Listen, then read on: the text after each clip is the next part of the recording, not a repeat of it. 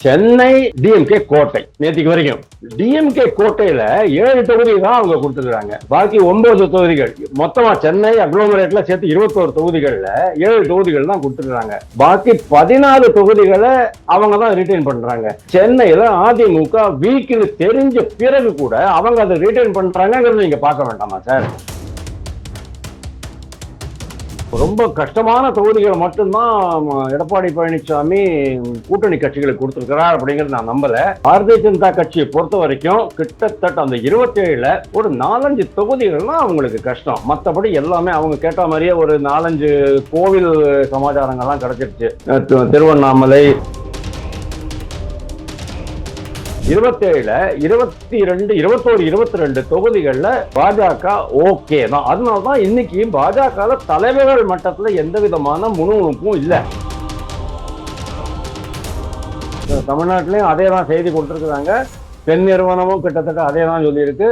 Loyola காலேஜ்லயும் அதே தான் சொல்லிருக்காங்க. லயோலா காலேஜே இது சொன்னது நம்பகத்தகுந்த மாதிரி தான் இருக்கு. மத்திய உளவுத்துறைக்கும் அதே தான் ரிப்போர்ட் போயிருக்குது.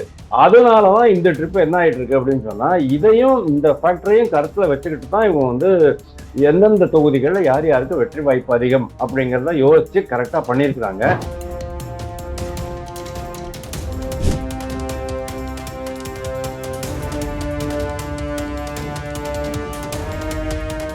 ரியல் ஒன் உறவுகளே, நடுநிலையோடு பொறுப்புடன் செய்திகளை வழங்கி பல லட்சக்கணக்கான மக்களின் நம்பிக்கையை பெற்ற நமது சேனலின் வளர்ச்சிக்கு உங்கள் ஆதரவு தேவை. இந்த ஊடக பயணம் தொடர்ந்து வலுப்பெற திரையில் தெரியும் QR கோட் ஸ்கேன் செய்தோ அல்லது டிஸ்கிரிப்ஷனில் உள்ள வங்கி விவரங்கள் மூலம் உங்களால் முடிந்த அளவு சப்போர்ட் செய்யுங்கள். உங்கள் ஒவ்வொரு ஆதரவும் நமது குரலை இன்னும் பல லட்சம் பேரிடம் கொண்டு செல்ல உதவும். ரியல் ஒன் நேயர்களுக்கு வணக்கம். இன்று நம்முடன் இணைகிறார் அரசியல் விமர்சகர் திரு வாசுதேவன் அவர்கள். வணக்கம் சார். வணக்கம் ஹரிஹரன். சென்னையில கூட்டணி கட்சிகளுக்கு கணிசமான தொகுதிகளை ஒதுக்கி இருக்கு அதிமுக. இது வந்து பாத்தீங்கன்னா திமுக அதிமுக ஒரு மறைமுக கூட்டணியில இருக்கிறாங்க அப்படின்னு நம்ம பார்க்கலாமா சார்? ஏடிஎம்கேக்கும் டிஎம்கேக்கும் ஆல்ரெடி அண்டர்ஸ்டாண்டிங். நீ வந்து என்னுடைய பெரிய ஆளுங்களுக்கு எதிராக நீங்க வந்து வீக் கேண்டிடேட் போடுங்க, உங்களுடைய பலமான கேண்டிடேட்டுக்கு எதிராக நாங்க வீக் கேண்டிடேட் போட்டு விடுறோம் அப்படிங்கிற மாதிரி ஒரு அண்டர்ஸ்டாண்டிங் நேற்றுக்கு ஃபுல்லா ஊடகங்கள்ல அப்படிதான் சொல்லிக்கிட்டு இருந்தாங்க. ஆனா நீங்க வந்து கொஞ்சம் வேற மாதிரி யோசிச்சு பாருங்க, நடுநிலைமையில யோசிச்சு பாருங்க. ஏன் சார் ஏடிஎம்கே தலைமை, கூட்டணிக்கு ஏடிஎம்கே தலைமை, 234 தொகுதிகள்லயும் சில தொகுதிகள் வெற்றி தொகுதிகள், சில தொகுதிகள் தோல்வி அடையக்கூடிய தொகுதிகள், அதாவது கொஞ்சம் கஷ்டமான தொகுதிகள். நீங்க என்ன நினைக்கிறீங்க? இப்போ வந்து 69 இடங்களை இவங்க ஒதுக்கி இருக்கிறாங்க இல்லையா? 165 கையில வச்சுக்கிட்டு பாக்கி 69 கூட்டணி கட்சிகளுக்கு ஒதுக்கி இருக்கிறாங்க. ஒரு 7-8 கட்சிகள். அவங்களுக்கு எல்லாருக்குமே வெற்றி தொகுதிகள் தான் கொடுக்கணும்னு பட்டையில் எழுதி வச்சிருக்கீங்களா? அண்டர்ஸ்டாண்டிங் தான். சென்னை கொடுத்தா எல்லாரும் வெற்றி பெறாத, அதாவது தோல்வி தரக்கூடிய தொகுதி தான் அப்படின்னு நம்ம எடுத்துக்கலாமா சார்? அப்போ என்டிஏ கூட்டணி சென்னையில எந்த தொகுதியிலும் வெற்றி பெறாது அப்படின்னு நம்ம எடுத்துக்கலாமா? இல்ல இதே ஜெயலலிதா இருக்கும்போது சென்னையில பெரும்பாலான தொகுதிகள் கூட்டணி கட்சிகளுக்கு விட்டே கொடுக்க மாட்டார்கள். அவர்கள் தான் அதிக அளவில் நிற்பாங்க. ஒரு சில தொகுதிகள் அவர்கள் கேண்டிடேட்ஸ் அவங்க தான் நிக்க வைப்பாங்க. நீங்களே ஆன்சர் பண்ணிட்டீங்க. தேங்க்யூ. நீங்களே பதில் சொல்லிட்டீங்க. அப்படின்னா சென்னை டிஎம்கே கோட்டை நேற்றுக்கு வரைக்கும் டிஎம்கே கோட்டையில 7 தொகுதி தான் அவங்க கொடுத்துருக்காங்க. பாக்கி 9 தொகுதிகள் மொத்தமா சென்னை அக்ளோமரேட்ல சேர்த்து 21 தொகுதிகள்ல 7 தொகுதிகள் தான் கொடுத்துருக்காங்க. பாக்கி 14 தொகுதிகளை அவங்க தான் ரிட்டைன் பண்றாங்க. சென்னையில அதிமுக வீக்கில் தெரிஞ்ச பிறகு கூட அவங்க அதை ரிட்டைன் பண்றாங்கிறது நீங்க பார்க்க வேண்டாமா சார்? ஏன் சார் மற்ற எல்லா இடத்துலையுமே, அதாவது வெற்றி பெறக்கூடிய தொகுதிகளை மட்டும்தான் கூட்டணி கட்சிகள் கொடுக்கணும், தோல்வி கொஞ்சம் கஷ்டமான ரொம்ப என்னது வெற்றி வாய்ப்புகள் கம்மியா இருக்கிற தொகுதிகள் எல்லாமே வந்து கூட்டணி தலைமையா தான் ஏத்துக்கணும். நாளைக்கு டிஎம்கே என்ன பண்ண போறாங்க சொல்லுங்க? இது ஒரு விஷயம். 2வது விஷயம், நீங்க பாருங்க, தொகுதிகள் தான் அனௌன்ஸ் ஆயிருக்கு. நம்ம தான் இமேஜின் பண்ணிக்கிறோம், காந்தி அங்க நிப்பாரு, விளவங்கோடுல இவங்க நிப்பாங்க, விஜயதாரணி நிப்பாங்க, இவங்க இங்க நிப்பாங்க அப்படின்னு நம்ம நினைச்சுக்கிறோம். காரைக்குடியில யார் சார் நிக்க போறாங்க? காரைக்குடியில வந்து ராஜாவோட இடம் சார். அங்க வந்து இவர் சீமான் நிக்கிறார் சார். அங்க யாரை போடுவீங்க? அதனால நம்ம இன்னும் வேட்பாளர்களுடைய அறிவிப்பு வராத வரைக்கும் நம்ம வந்து சும்மா ஹேஷியம் தான் பேச முடியுமே தவிர வேற ஒண்ணும் இல்லை. ஸோ நாளைக்கு இவங்க என்ன சொல்றாங்க, 14 அமைச்சர்கள் பிளஸ் அப்பாவு சபாநாயகர், இந்த 14 பிளஸ் 1 15 கடினமான தொகுதிகள். சக்கரபாணி இருக்கிறாரு, சிவசங்கர் இருக்கிறாரு, நேரு இருக்கிறாரு, ஏவா வேலு இருக்கிறாரு. இதெல்லாம் வந்து கூட்டணி கட்சிகளை கொடுத்துட்டு அவங்களெல்லாம் தோற்கடிக்க பாக்குறாரு எடப்பாடி பழனிசாமி. அப்படிங்கிறது எவ்வளவு ஒரு தவறான ஒரு புரிதல் பாருங்க. நாளைக்கு அவங்க அங்க நிப்பாங்கிறது என்ன நிச்சயம் சார்? நேரு நிப்பார் சார், பரவாயில்ல சார். பாக்கி எல்லாரும் யார் வேணாலும் தொகுதி மாறி போகலாம் சார். சென்னைக்குள்ளேயே நான் சொல்றேன், பல பல இடங்கள்ல வந்து தொகுதி மாற்றம் தான் நடக்க போகுது. ஏன்னா முதலமைச்சர், துணை முதலமைச்சர் 2 பேருமே தொகுதி மாறணும் அப்படின்னு தான் பாக்குறாங்க. அதுக்காக தான் வந்து துணை முதல்வரை கூப்பிட்டு உட்காத்தி வச்சு, நீ என்ன பண்ண தொகுதிக்கு ஒரு நாடகம் எல்லாம் போட்டு, நீ அந்த இதுல சரியா பண்ணல, நான் இன்னும் தொகுதி மாத்திடுறேன். அதாவது தொகுதி மாற்றத்திற்கு ஏற்கனவே அவங்க ஒத்திகை பார்த்துக்கிட்டு இருக்கிறாங்க. முதல்வர் ஒத்திகை பார்த்துக்கிட்டு இருக்கிறாரு. சேகர் பாபுவே பயப்படுறாரு சார். எங்க சார் போயிட்டீங்க நீங்க? சேகர் பாபுவே பயப்படும் போது நாளைக்கு இதே அமைச்சர்கள் தான் இங்க இது பண்ண போறாங்க அப்படின்னு நம்ம சொல்ல முடியாது. ரொம்ப கஷ்டமான தொகுதிகளை மட்டும்தான் எடப்பாடி பழனிசாமி கூட்டணி கட்சிகளுக்கு கொடுத்திருக்கிறார் அப்படிங்கிறது நான் நம்பல. பாரதிய ஜனதா கட்சியை பொறுத்த வரைக்கும் கிட்டத்தட்ட அந்த 27ல ஒரு 4-5 தொகுதிகள்னா அவங்களுக்கு கஷ்டம். மற்றபடி எல்லாமே அவங்க கேட்ட மாதிரியே ஒரு 4-5 கோவில் சமாச்சாரங்கள்லாம் கிடைச்சிருச்சு. திருவண்ணாமலை, தஞ்சாவூர், திருவாரூர், திருச்செந்தூர், இந்த மயிலாப்பூர், இந்த மாதிரி கிடைச்சிருச்சு. அதே மாதிரி கொங்கு பகுதியில ஒரு 4-5 இடம் அவங்களுக்கு கிடைச்சிருக்குது. மற்ற இது கன்னியாகுமரியில் எங்க அவங்க ஸ்ட்ராங்கா இருக்கிறாங்களோ அங்க வந்து 5 தொகுதிகள் அவங்க வாங்கிட்டு இருக்கிறாங்க. சென்னையில மயிலாப்பூரும் இதுவும் தான் ஆவடி வாங்கியிருக்காங்க. அந்த ஆவடி தான் கொஞ்சம் கஷ்டமான ஒரு இதுன்னு நான் பாக்குறேன். மற்றபடி ஒரு 5-6 தொகுதிகளை தவிர 27ல 22, 21, 22 தொகுதிகள்ல பாஜக ஓகே தான். அதனால்தான் இன்னைக்கு பாஜக தலைவர்கள் மட்டத்துல எந்த விதமான முணுமுணுப்பும் இல்லை. கவுண்டமாலயம் கிடைக்கல, இது கிடைக்கல, சிங்காநல்லூர் கிடைக்கலங்கிறது வந்து ஊடகங்கள்ல சொல்லப்படுகிறதே தவிர அண்ணாமலை இதுவரைக்கும் வாய் தொடர்ந்து சொல்லல. அதிருப்தியே கிடையாது. பாமக அதுக்குதான் அவங்க வந்து அவர் இவருடைய தொகுதி வாசிக்கும் போது பாமக ரொம்ப கிளியரா அவரு பேசி ஹாப்பியா சிரிச்சுக்கிட்டு இருக்காரு.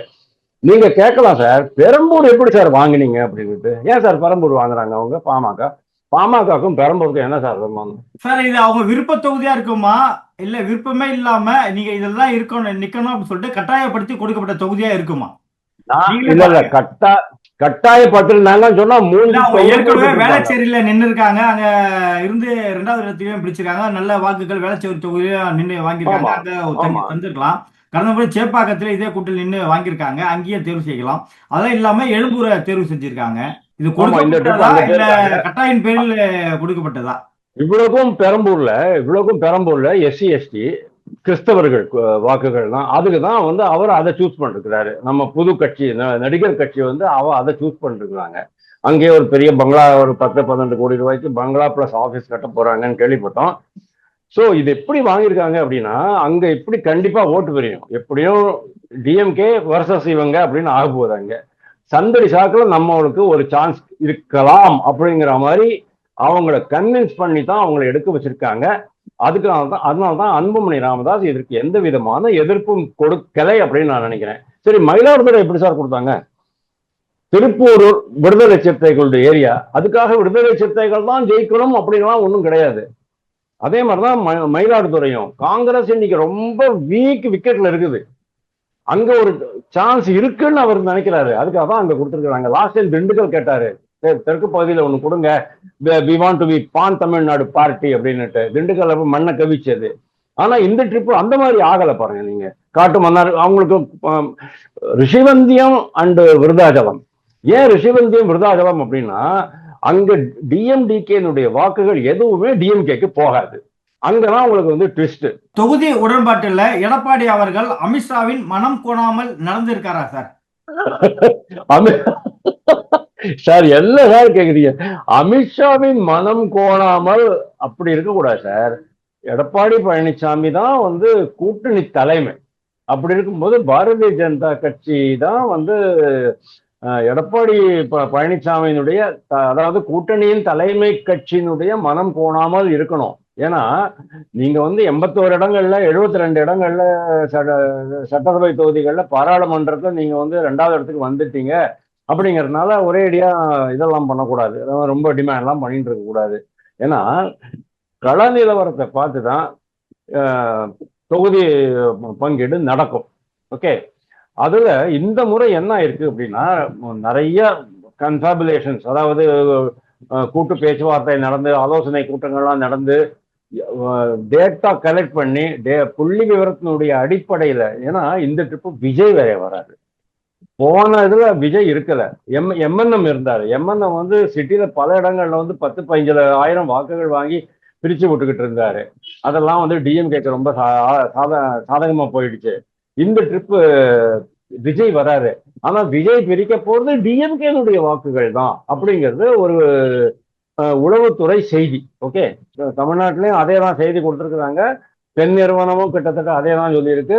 லயோலா காலேஜ்லயும் அதே தான் சொல்லிருக்காங்க. லயோலா காலேஜே இது சொன்னது நம்பகத்தகுந்த மாதிரி தான் இருக்கு. மத்திய உளவுத்துறைக்கும் அதே தான் ரிப்போர்ட் போயிருக்குது. அதனாலதான் இந்த ட்ரிப் என்ன ஆயிட்டு இருக்கு அப்படின்னு சொன்னா, இதையும் இந்த ஃபேக்டரையும் கருத்துல வச்சுக்கிட்டு தான் இவங்க வந்து எந்தெந்த தொகுதிகளில் யார் யாருக்கு வெற்றி வாய்ப்பு அதிகம் அப்படிங்கிறத யோசிச்சு கரெக்டா பண்ணியிருக்கிறாங்க. லாஸ்ட் டே அவங்க வந்து எடப்பாடி பழனிசாமி திருப்பி அங்க கூப்பிட்டதுக்கு காரணம், உடனே வந்து பழனிசாமி அப்படியே என்னது தமிழ்பாடி பழனிசாமி எல்லாம் சொல்லுவாங்க பாருங்க, அந்த மாதிரிலாம் நம்ம சொல்லக்கூடாது. அவங்க போயிட்டு அடிமை ஆயிட்டாங்க அப்படிங்கிற மாதிரிலாம் நம்ம நினைச்சு கூடாது. காரணம் என்ன அப்படின்னா, ஈரான் வார ஆரம்பிச்ச பிறகு நம்மளுக்கு வந்து ஏகப்பட்ட பிரச்சனை இருக்கு. அமைச்சர்கள் டெய்லி மார்னிங் அண்ட் ஈவினிங் கூடுறாங்க, எக்கச்சக்கமா வேலைகள் கொடுத்துருக்குறாங்க. உள்நாட்டு பாதுகாப்புக்கு இவர் தான் ரெஸ்பான்சிபிள், உள்துறை அமைச்சர். அவரே இதுக்கும் ரெஸ்பான்சிபிள். அப்படிங்கும் போது, ஏன்னா நிதின் நவீன் இப்போதான் வந்திருக்கிறாரு, அவரால் கரெக்டா ஹேண்டில் பண்ண முடியாதுங்கிறதுனால அமித்ஷா டைரக்டா இறங்கிட்டு இருக்கிறாரு உள்ள. அப்படி இருக்கும்போது நீங்க வாங்க, அதுக்குதான் அவர் சொன்னாரு, சார் எனக்கு வர முடியல, 2 வேளையும் எங்களுக்கு வந்து மீட்டிங் இருக்கு, அதனால தான் நான் உங்களை வர சொன்னேன், ஐ எம் சாரி, ஆக்சுவலி நான் தான் அங்க வந்திருக்கணும் அப்படின்னு ஒரு இது பண்ணினதா டெல்லி தகவல்கள் சொல்கின்றன. அது யார் சொன்னாருங்கிறது உங்களுக்கு தெரியும். டெல்லியிலேருந்து தகவல் வந்திருக்கு. அதனால ரொம்ப சுமூகமான முறையில யாருக்கும் எதுவும், நிறைய ஏடிஎம்கே விட்டு கொடுத்துருக்குறாங்க, பாஜகவும் நிறைய விட்டு கொடுத்துருக்குறாங்க, மற்ற கூட்டணி கட்சிகளும். இன்ஃபேக்ட் இதுல வந்து அமமுகவுக்கு 11 இடங்கள் கிடைக்கும் அப்படிங்கிறது நம்ம எதிர்பார்க்கல. ஆனா நீங்க பாருங்க, லாஸ்ட் டைம் வந்து 21 இடங்கள்ல அமமுக ஃபர்ஸ்ட் கிளாஸா பண்ணினாங்க. அதனுடைய காரணம் தான் கிட்டத்தட்ட ஒரு 20 தொகுதிகளில் இவங்களுக்கு வந்து வெற்றி வாய்ப்பு கம்மியாச்சு. அதை வந்து எடப்பாடி பழனிசாமி கரெக்டா கேப்சர் பண்ணிட்டு அவங்களையும் திருப்திப்படுத்தி இருக்கிறாங்க. அமமுகவையும் பாமகவையும் திருப்திப்படுத்திருக்கிறாங்க. பாஜக கேட்ட மாதிரியான தொகுதிகள் தான் கொடுத்துருக்குறாங்க. ஒரு 4-5 தொகுதிகள் முன்ன பின்ன இருக்கலாமே தவிர, இது எல்லா கூட்டணி இல்லைன்னா பாருங்க, லாஸ்ட் டைம் என்ன ஆயிட்டு இருக்குன்னு சொன்னா, பாஜக ஹெட் ஆபீஸ்ல இருந்து ஹிந்தியில வரும். நான் இருந்தேன் 5:30 மணிக்கு 6 மணிக்கு 4 தொகுதிகளுக்கு ஹிந்தியில தான் எழுதிருப்பாங்க. தப்பு எழுதிருப்பாங்க. ஹரிஹரன் அப்படிங்கிறத கூட ஒழுங்கா எழுதி தெரியாது ஹிந்தியில, அந்த மாதிரி எழுதி அனுப்பிச்சிருப்பாங்க. தொகுதி பேர் கூட சரியா இருக்காது. நான் தான் அதை இன்டர்பிரட் பண்ணி மொழியாக்கம் பண்ணி சொல்லிக்கிட்டு இருந்தேன் என்னுடைய குரூப்ல. ரைட்டு. இப்போ அப்படி இல்லை, கரெக்டா ஹெட் ஆபீஸ்ல கூப்பிடுறாரு, அவரு ஹெட் குவார்டர்ஸ்க்கு கூப்பிடுறாரு, ராயப்பேட்டையில எல்லாரும் வராங்க. அப்கோர்ஸ் அமமுக தலைவர் வரல, ஆனா அதுக்கு வேற காரணம் சொல்லப்பட்டது. அதாவது அதிருப்தி அப்படிங்கிற காரணம் கிடையாது, எல்லாருடைய முன்னிலையிலையும் ரொம்ப நிதானமா அதை படிச்சு சொல்றாரு. யாருடைய முகத்திலையும் எந்த விதமான ஒரு சலனமும் இல்லை அப்படிங்கிறத பாக்குறோம். அனைவருக்கும் திருப்தி உள்ள ஒரு இது. ஆனா இது தொகுதி மட்டும்தான் அறிவிக்கப்பட்டிருக்கிறதே தவிர வேட்பாளர்களை இன்னும் அறிவிக்கவில்லைங்கிறத நம்ம ஞாபகம் வச்சுக்கணும். வேட்பாளர்களை அறிவிச்ச பிறகுதான் இன்னைக்கு டிஎம்கேனுடைய தொகுதி வந்துடும். தொகுதியோட நம்ம வந்து கம்பேர் பண்ண முடியும். ஆனா வேட்பாளர் டு வேட்பாளர் கம்பேர் பண்றதுக்கு இன்னொரு 2 to 3 டேஸ் வரைக்கும் ஆயிடும். அதுக்கப்புறம் தான் நம்மளுக்கு வந்து உண்மையிலேயே இது கொடுக்கப்பட்ட தொகுதிகளில் வெற்றி வாய்ப்பு இருக்கிறதா இல்லையா அப்படிங்கிறத நம்ம டிசைட் பண்ண முடியும், நிர்ணயிக்க முடியும். இத எல்லாத்தையும் விட்டுடுங்க. நீங்க டிஎம்கேனுடைய 3 மிகப்பெரிய சவால்கள். ஒன்னு, ஆன்டி இன்கம்பன்சி. ஒரு 5-8% அந்த ஆன்டி இன்கம்பன்சி கொஞ்சம் கொஞ்சமா அந்த முள்ளு வலது பக்கம் நகருது. இது ஒரு விஷயம். 2வது எஸ்ஐஆர் எஃபெக்ட்னு ஒண்ணு இருக்கு. எஸ்ஐஆர்ல அதனால இந்த எஸ்ஐஆர் வந்த பிறகுதான் ரொம்ப சைலண்ட் அவங்க தான் எல்லாம் பண்ணாங்க. இன்ஃபேக்ட் எஸ்ஐஆர்ல மேக்சிமம் கோஆபரேஷன் கொடுத்தது டிஎம்கே தான். டிஎம்கே காரங்க தான் வீடு வீடா வந்து எல்லாம் பார்த்துட்டு போனாங்க, எங்க வீட்டுக்கு வந்திருந்தாங்க. நோ, இதுல பாதிக்கப்பட போவது டிஎம்கே மேக்சிமம், ஏடிஎம்கே கொஞ்சம். ஏன்னா 2 பேருக்கும் அவங்களுக்கு தெரியும், இந்த மாதிரி இறந்தவர்கள், புலம்பெயர்ந்தவர்கள், இந்த மாதிரி மகாராஷ்டிராலையும் டெல்லியிலையும் வேலை பண்ணவங்க இந்த ஓட்டெல்லாம் இங்க போட்டுக்கிட்டு இருந்தாங்க. இந்த மாதிரி பண்ண முடியாது. இது ரெண்டாவது விஷயம். மூணாவது விஷயம் வந்து இதுதான், நம்ம இந்த கூட்டணி கட்சிகளுக்குள்ளேயே ஒரு மிகப்பெரிய குழப்பம் ஏற்பட்டிருக்கு டிஎம்கே தான் நம்ம பாக்குறோம். காங்கிரஸ் கட்சியும் விடுதலை சிறுத்தைகள் கட்சியும் வாக்குகள் டிஎம்கேக்கு மாறாது, டிஎம்கே வாக்குகள் இந்த ரெண்டு கட்சிகளுக்கும் மாறாது அப்படிங்கிறது உண்மை. அதனால அவங்க தொகுதியில யார் யார் போட போறாங்கிறத வச்சு அதுக்கப்புறமா அதாவது இப்போ பாமக, அமமுக, பாஜக, அமமுக எல்லாம் விட்டுடுங்க, பாமக கூட ரொம்ப பெரிய தலைவர்கள் எல்லாம் ஒண்ணும் கிடையாது. பாரதிய ஜனதா கட்சியில வந்து அண்ணாமலை தவிர பாக்கி பெரிய பெரிய ஆளுங்கள்லாம் இறங்குறதுக்கான வாய்ப்பு உண்டு. வினோத் செல்வம் எங்க இறங்க போறார் அப்படிங்கிறது எனக்கு தெரியல. நேற்றுக்கு அந்த மீட்டிங்கை பாக்குறேன், தமிழிசை சவுந்தரராஜன் மயிலாப்பூர்ல இறங்கிடுவாரோங்கிற ஒரு டவுட் எனக்கு இருக்குது. டிநகர் கொடுத்துருக்கலாம் அப்படின்னு எனக்கு தோன்றது. ஏன்னா டிநகர்ல வந்து அந்த அந்த பெண்மணி ஆனந்தன், உமா ஆனந்தன் வந்து ரொம்ப ஃபர்ஸ்ட் கிளாஸா பண்ணிட்டு இருக்கிறாங்க. அதாவது ஒரு தனி ஒரே ஒரு இடம், 200ல ஒரு இடம் தான் பாஜக கார்பரேட்டர். அப்படியும் கூட டிஎம்கே காரங்களோட நல்லபடியா பேசி பழகி தன்னுடைய அந்த கார்பரேட்டருடைய சின்ன தொகுதிக்கு நல்ல நல்ல வேலைகள்லாம் அவங்க பண்ணியிருந்தாங்க. Very popular, articulate lady. அவங்களுக்கு கூட ஒரு வாய்ப்பு கொடுத்துருக்கலாமா அப்படின்னு எனக்கு தோன்றது. சரி, உங்களுக்கு யாரும் சொன்னாங்க கோவை வடக்குல வந்து வானதி ஸ்ரீனிவாசன் தான் அப்படின்னு நீங்களாவே டிசைட் பண்ணிட்டீங்க. ஒய் நாட் அண்ணாமலைன்னு நான் கேட்கிறேன். Why not Annamalai? வானதி ஸ்ரீனிவாசன் வேற எங்கேயாவது ஷிஃப்ட் பண்ணாங்கன்னா what is wrong in that? அதனால நம்ம இப்போதைக்கு எதுவும் சொல்ல முடியாது. இந்த தொகுதியில இது நீங்க கேட்ட கேள்வியே வந்து கொஞ்சம் இதுவா இருக்கு. ரொம்ப என்ன சொல்றது, பாஜக அதிமுக காரர்களுக்கு கொஞ்சம் எரிச்சல் ஊட்டும்படி. அதாவது அமித்ஷாவை மட்டும் சமாதானம் பண்ண போறாது, மியூச்சுவல் சமாதானம் வேணும். எனக்கும் திருப்தி இருக்கு, உங்களுக்கும் திருப்தி இருக்கு அப்படிங்கிற அளவுல தான் அவங்க வந்து இந்த கூட்டணி தொகுதி பங்கீடு பேச்சுவார்த்தை எடுத்துட்டு போயிருக்கிறாங்க. எல்லா பக்கமும் என்னை பொறுத்த வரைக்கும் ஒரு சில சின்ன சின்ன முட்டு மோதல்கள்லாம் இருக்கத்தான் சார் செய்யும், ஒன்றும் பண்ண முடியாது சார். ஆனா அதெல்லாம் ஓவர் பீரியட். பாண்டிச்சேரி மாதிரி எல்லாம் ஒண்ணும் இல்லையே. பாண்டிச்சேரியில வைத்தியலிங்கம் வர்சஸ் இவரு நாராயணசாமி, டிஎம்கே வர்சஸ் காங்கிரஸ், அந்த மாதிரி எல்லாம் ஒண்ணும் இல்லையா. காங்கிரஸ்காரர்களுக்கு எவ்வளவு திமிரு பாருங்க. அங்க அவங்க வந்து 2 இடத்துல தான் ஜெயிச்சிருக்கிறாங்க, டிஎம்கே வந்து 6 இடத்துல ஜெயிச்சிருக்குது. ஆனாலும் அவங்க என்ன சொல்றாங்க, நாங்க தான் பெரிய அண்ணன், நீ சின்னவன் அப்படின்னு சொல்லிட்டு இருக்காங்க. அது பிளஸ் விடுதலை சிறுத்தைகள் பிளஸ் எனக்கு என்னமோ இந்த கலாட்டால விஜய் கட்சிக்கு பாண்டிச்சேரியில ஒரு மிகப்பெரிய வாய்ப்பு இருக்கிறது நான் நினைக்கிறேன். விஜய் கட்சியில 6 பேர் நிறுத்தி வச்சிருக்கிறாங்க. அந்த 6 பேரும் மாஜி பாஜக, புரியுதா?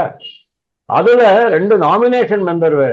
நாமினேஷன் உங்களை எப்ப பண்ணுவோம், நீங்க விசுவாசமா இருக்கீங்கிறதுனால ஹரிஹரனை நாமினேட் பண்ணேன். நாளைக்கு நீங்க அவங்க கட்சியில போய் சேர்ந்துக்கிட்டு எனக்கு முதல்ல குத்துறீங்க.